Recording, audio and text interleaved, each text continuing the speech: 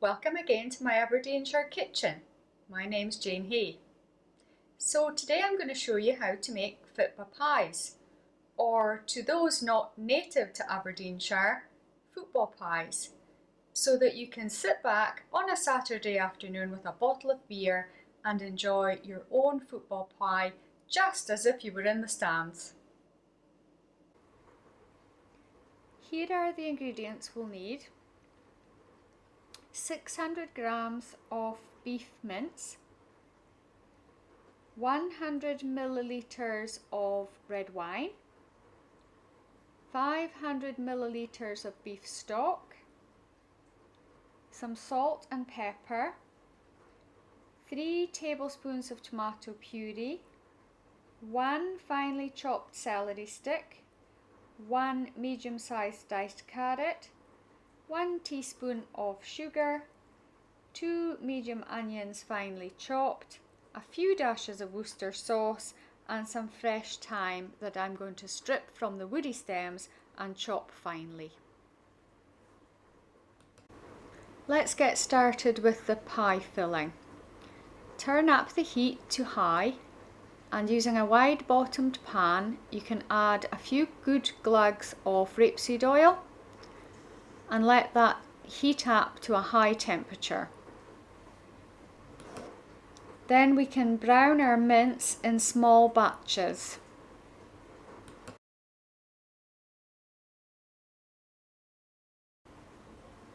We can now add the chopped onion. Next, the chopped celery goes in along with the chopped thyme. Now the tomato puree.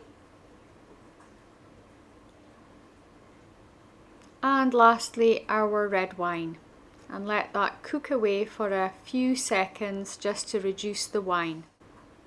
Next we can get our carrots in. Now would be a good time to preheat your oven to 140 degrees centigrade. Now we can add our stock, a few dashes of Worcestershire sauce and seasoned with salt and pepper. I'm now transferring my mixture to an oven-proof casserole, and I'm going to cook this for around 2 hours at 140 degrees centigrade. Here's the ingredients for our mustard crust pastry. We'll need 300 grams of plain all-purpose flour, half a teaspoon of table salt, quarter a teaspoon of baking powder, 2 tablespoons of English mustard powder, 75 ml of iced cold water, 75 grams of chopped lard and 75 grams of chopped butter. I'm going to use my trusty food processor to prepare the pastry. So in goes the flour and the salt and my baking powder,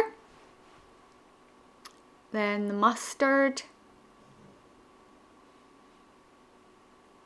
Now I can pop in my chopped butter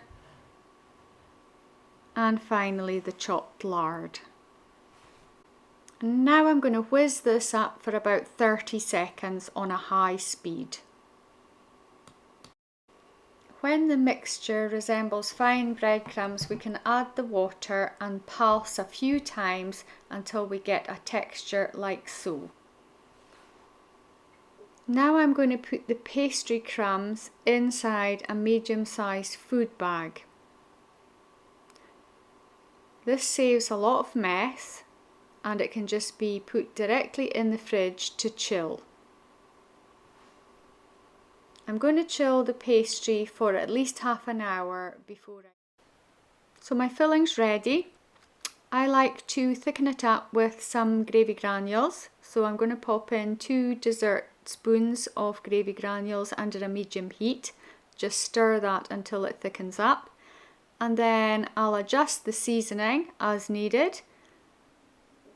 and then I'm going to taste it to make sure that it tastes okay. Now we want to cool our filling down to room temperature as quickly as possible. I do that in a large shallow baking tray, and it's going to take about 30 minutes. And then I normally pop it in the fridge for at least an hour to chill down before popping it in the pie cases.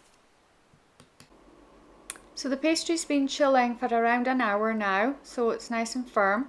And I'm flouring my green board just lightly.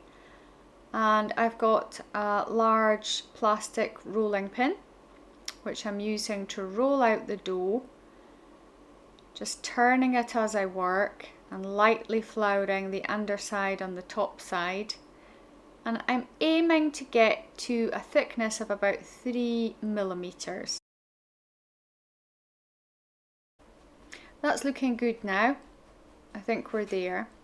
So I have got 6 9mm pie dishes that I'm going to be using. You could use the foil pie dishes, and I've also got a 14cm ring that I'm going to use to cut the shapes out of the pastry with.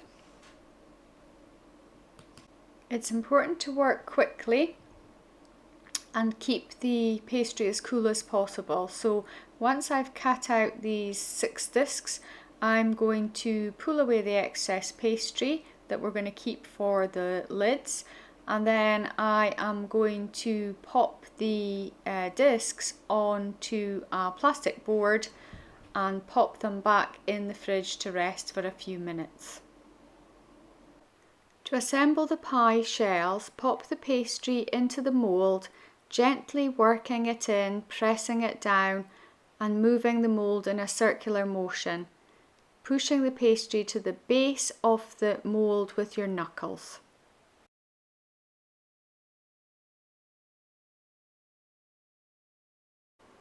As you finish each pie shell, remember and pop it back in the fridge to keep cool. Let's prepare our lids, rolling out to a depth of 3 millimeters, and then using a 10cm ring, cutting out the shapes that will form the lids of the pies.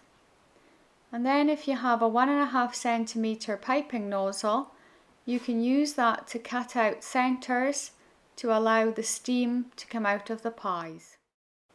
I think we're ready to fill the pies now, and I've made some mashed potato, which I'm going to pop into a disposable piping bag with a star nozzle on the bottom, ready for piping. And I've also got some wonderful white pudding. We call it mealie in Aberdeenshire, and I'm going to take a couple of slices off and I'm going to pop that on a couple of my pies as well. At this point you can preheat your oven to 180 degrees centigrade and start filling your pies, packing the filling gently into the edges of the pies and then bringing the filling up to just short of the rim. I've left a little bit extra space in the middle 2 pies because I'm going to pop the mealie on these 2, and don't be tempted to use the leftovers to overfill the pies because it really will spill out and spoil your lovely pies. So I've made 3 kinds of pies: tattie and mince pies, mince and mealie pies, and plain mince pies. And as you can see, I'm just brushing the underside of the pastry lids with some cold water just to make them stick before popping them on the top. Let's seal our pies. I use the back of a spoon, press in so that you get a good seal between the top and the bottom of your pie. Then brush the tops with beaten egg and bake them for 40 minutes. Our Fitba pies are ready, but we'll have to wait a few more minutes before we can enjoy them. Leave them to cool – and then they'll easily slip out of the pie moulds.